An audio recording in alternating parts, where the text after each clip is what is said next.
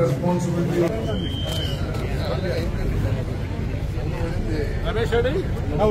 వచ్చేసారు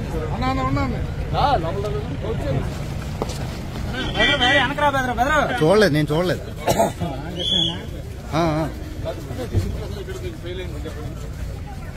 ఎక్కడెక్కడి నుంచో దూరం నుంచి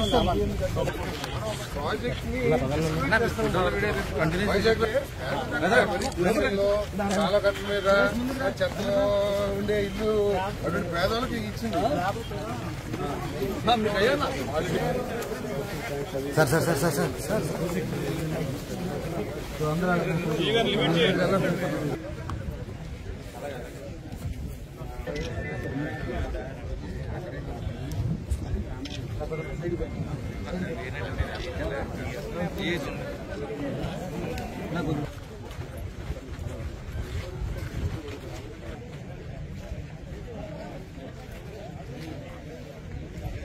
నా మాట అంతా వినబడాలి కదా.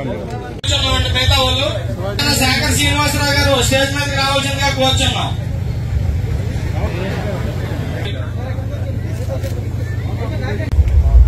ఆనందపురం మండలంలో ఏదైతే ఎన్నో రోజులుగా ఎదురు చూస్తున్న ఒక ఇంపార్టెంట్ ప్రోగ్రాం. ఎందుకు ఇంపార్టెంట్ ప్రోగ్రాం అంటున్నారంటే వేలాది ఇళ్లు అంటే మనకి తమ్ముడిపల్లి కానీ ఇక్కడ కానీ మొత్తం దాదాపు 14,000-15,000 ఇళ్లు. అంటే 15,000 ఇళ్లు అంటే దాదాపు 50,000 మంది జనాభా ఉండే ప్రాంతం. అంటే ఒక పెద్ద మున్సిపాలిటీతో సమానం. అన్ని వేల ఇళ్లు నిర్మాణం గతంలో మొదలుపెట్టి మరి రకరకాల కారణాలతో ఇవన్నీ అసంతృప్తిగా ఉన్నాయి, అసంపూర్తిగా. మరి ఈరోజు మనకు ఒక డైనమిక్ మినిస్టర్, నాకు ప్రత్యేకించి బాగా ఆప్తులు, మేమిద్దరం కూడా గతంలో కంబైన్డ్ ఆంధ్రప్రదేశ్ లో కలిసి మంత్రివర్గంలో ఉన్నవాళ్ళం, మంత్రులుగా పనిచేసిన వాళ్ళం కలిసి. మరి పొలిటికల్ ఫ్యామిలీ, వాళ్ళ నాన్నగారు అయితే ఎప్పుడో మనం చిన్నప్పుడు ఉన్నప్పుడే మచిలీపట్నం ఎంపీగా చేశారు. అటువంటి పొలిటికల్ ఫ్యామిలీ, ప్రజల సమస్యల పట్ల పూర్తి అవగాహన ఉన్న వ్యక్తి. అటువంటి వ్యక్తి ఈరోజు ఈ కీలకమైన శాఖకి మంత్రిగా రావటం, మంత్రిగా వచ్చిన వెంటనే 4 సార్లు అడిగాడు నన్ను ఇట్లా మన కాన్స్టిట్యూన్స్ లో ఈ హౌసెస్ ఒకసారి ఇన్స్పెక్ట్ చేయాలి, అవన్నీ కూడా అసంపూర్తిగా ఉన్న వాటిని కంప్లీట్ చేసి పబ్లిక్ అర్థం చేస్తే బాగుంటాయి. అంటే మామూలుగా మనకి జనంలో ఒక అభిప్రాయం ఉంది, ఏదో జగనన్న కాలనీలు కాబట్టి ఏదో అరకొర దీంట్లో ఉన్నాయి, సరిగా ఇవి సూటబుల్ కావేమంటే ఒకటే అన్నారు. అంతా మన మైండ్ సెట్ పెట్టి ఉంటుంది. ఈ రోజుకి మనం పట్టణ ప్రాంతాల్లో చూస్తే మురికివాడల్లో చిన్న చిన్న ఇంకా పాకల్లో నివసిస్తున్న వాళ్ళు ఉన్నారు. అటువంటి వాళ్ళకి ఏ విధంగా చూసుకున్నా ఇది బెటర్ గా ఉంటాయి. కాకపోతే ఇక్కడ ఏమి మనం ప్రాబ్లమ్స్ రెక్టిఫై చేద్దాం, మిగతా సంబంధించిన అసంపూర్తిగా ఉన్న పనులు కూడా కంప్లీట్ చేద్దాం అని చెప్పని మొత్తం డిపార్ట్మెంట్ అధికారులందరినీ పిలిచి ఈచ్ కాలనీ వైజ్ ఎన్ని ఇళ్లు శాంక్షన్ అయినాయి, ఎన్ని ఇళ్లు కంప్లీట్ చేశారు, ఎన్ని ఇంకా స్టార్ట్ చేయాల్సి ఉన్నాయి, ఆ కంప్లీట్ చేయాల్సిన వాటికి ఏమేమి వర్కులు పెండింగ్ ఉన్నాయి, కరెంట్ సైడ్ ఏంటి, లేకపోతే మిగతా ఫెసిలిటీస్ ఏంటి, అలాగే కామన్ ఫెసిలిటీస్. ఒక 15,000 ఇళ్లు ఒక చోటకు వస్తే ఒక పెద్ద టౌన్షిప్ లాంటిది. దానికి కామన్ ఫెసిలిటీ, ఒక స్కూల్ ఉండాలి, ఒక హాస్పిటల్ ఉండాలి, ఒక మార్కెట్ ఉండాలి, ఒక షాపింగ్ కాంప్లెక్స్ రావాలి, ఒక సినిమా థియేటర్ రావాలి. ఇటువంటివన్నీ రావాలంటే అక్కడ కొంత కామన్ స్పేస్ కూడా ఉండాలి. ఇవన్నీ సరిగా వదిలారా లేదా, వదిలితే అవన్నీ ఎలా ఉన్నాయి ఇవన్నీ కూడా డీటెయిల్ గా స్టడీ చేద్దామని చెప్పని ఏదో అధికారులు చెప్పిన మాటలు వినకుండా నేను స్వయంగా వస్తాను, నేను చూస్తాను, చూసిన తర్వాత నిర్ణయం తీసుకుందామని చెప్పని ప్రత్యేకంగా ఆల్ ద వే ఈ రోజు ఈ కార్యక్రమం కోసం మినిస్టర్ గారు వచ్చినందుకు ఆయనకి ప్రత్యేకంగా ధన్యవాదాలు, అభినందనలు. అందరూ కూడా హర్షధ్వానాలతో చెప్పడం ద్వారా పడతా ఉన్నాం. ముఖ్యంగా ఏమిటంటే పెద్ద ఎత్తున ఈ రాష్ట్రంలో పేదవాళ్లకి ఇల్లు నిర్మించేవారనే ఏదైతే ఆలోచన ఉందో ఆ ఆలోచనలో కార్యక్రమాలు పెట్టడం కోసం ఈ కాలనీలన్నింటినీ కూడా గత ప్రభుత్వం ప్రారంభించింది కేంద్ర ప్రభుత్వ సహకారంతో.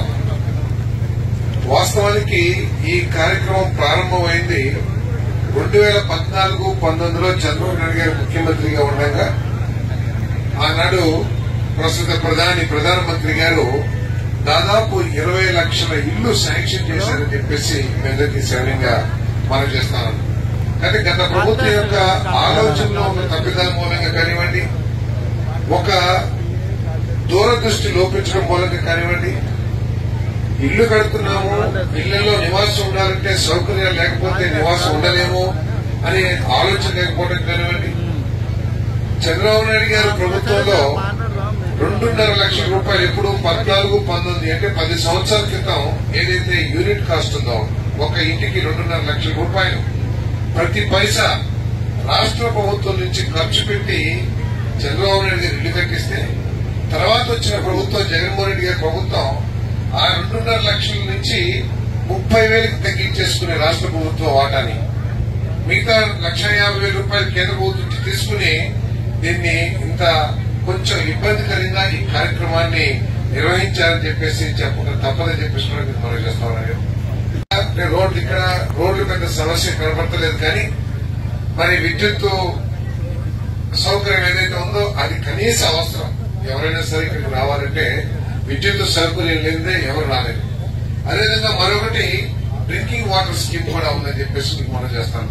ఇక్కడ కూడా గత ప్రభుత్వం మూలంగా ప్రజలకు ఏ విధంగా నష్టం జరిగిందో ఒకసారి ఆలోచన చేస్తే జల్ జీవన్ మిషన్ అని చెప్పేసి కేంద్ర ప్రభుత్వం నిధులిస్తే కూడా ఆ జేజేఎం ఆ స్కీమ్ ద్వారా ఇటువంటి కాలనీస్ అన్నింటికీ కూడా మరి త్రాగునీటి వసతి ప్రతి ఇంటికి ఒకలా ఏర్పాటు చేయాలని చెప్పేసి ఆలోచన చేసింది గత ప్రభుత్వం, మరి కేంద్ర ప్రభుత్వ సహకారంతో. కానీ దురదృష్టం ఏంటంటే ఆనాటి ప్రభుత్వం దీన్ని కార్యాచరణలో పెట్టుకోకుండా తన చాతకాతనం కానివ్వండి, లేకపోతే ఆర్థిక సమస్యల మంది కానివ్వండి, అంటే అప్పుల ఊబిగా మార్చేసి రాష్ట్రంలో రాష్ట్ర ప్రభుత్వం ఇవ్వాల్సిన వాటాను ఎగ్గొట్టి ఆ కార్యక్రమం పూర్తిగా మరి నిర్వహించుకోలేకపోయామని చెప్పేసి మీకు మనం చేస్తాం. ఆ కార్యక్రమాన్ని ఉపయోగించుకోలేకపోయాం.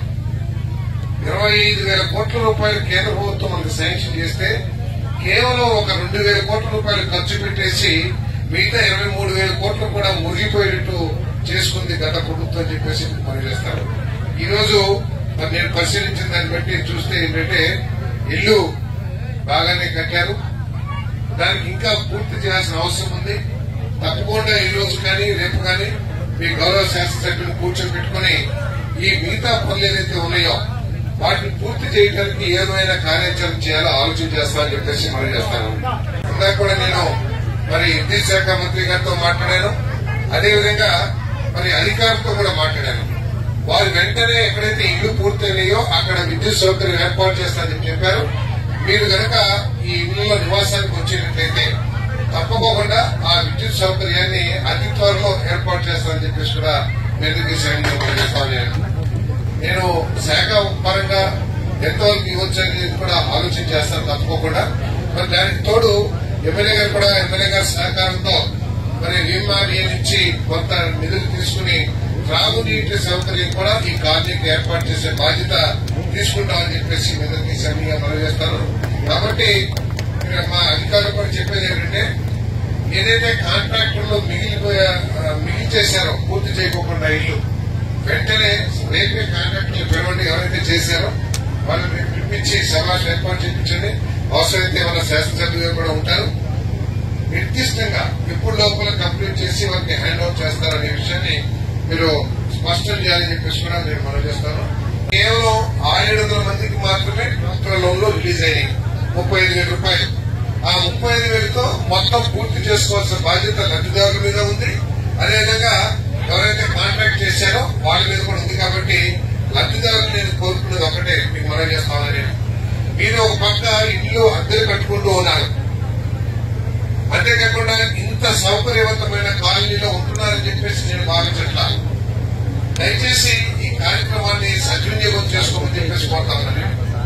ఏదైతే 35,000 రూపాయలు మీకు డ్వాక్రా లోన్ తరపున ఇల్లు కట్టుకోవడానికి లోన్ ఇచ్చారో దాన్ని కనుక మీరు ఈ ఇంటికి వాడుకునేటట్లయితే మీకు తప్పకుండా ఆ ఇల్లు పూర్తవుతుంది, కొద్దిగా గొప్ప మిగులుతుంది.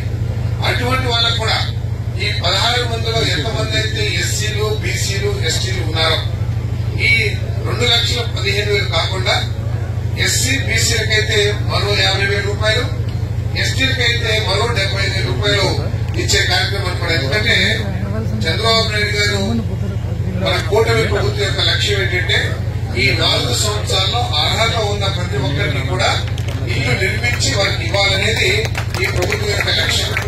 అంతేకాకుండా ఏదో ఇచ్చేసాము ప్రచారాలు వాడడానికి కాకుండా వారికి అందరికీ కూడా సౌకర్యవంతమైన ఇల్లు ఏర్పాటు చేయాలనే ఉద్దేశంతో మన ప్రభుత్వం గ్రామాల్లో అయితే 3 సెంట్లు, అదే అర్బన్ ఏరియాలో అయితే 2 సెంట్లు ఇచ్చే కార్యక్రమాన్ని కూడా చేయబోతున్నామని చెప్పేసి మనం చేస్తాను. నేను ముఖ్యమంత్రి గారు పెద్ద మనసుతో గత ముఖ్యమంత్రి గారు చెప్పేవాళ్ళు ఇటువంటి మీటింగ్ ఉంటే నా ఎస్సీ, నా ఎస్టీ, నా బీసీ అని చెప్పేసి చెప్పేవాళ్ళు. గత ప్రభుత్వంలో చంద్రబాబు నాయుడు గారు ఇచ్చిన పథకాన్ని కూడా ఏది ఎస్సీ, ఎస్టీ, బీసీలకి ఏదైతే 50 ఇచ్చారో అది రద్దు చేశారు. మళ్లీ ఈ రోజు మన ప్రీతం ముఖ్యమంత్రి చంద్రబాబు నాయుడు గారు ఎస్సీలకి, బీసీలకి, ఎస్టీలకి మరో 50,000 రూపాయలు ఇచ్చే కార్యక్రమం చేస్తున్నారు. కాబట్టి దయచేసి సద్వినియోగం చేసుకోమని చెప్పేసి మనం చేస్తాను.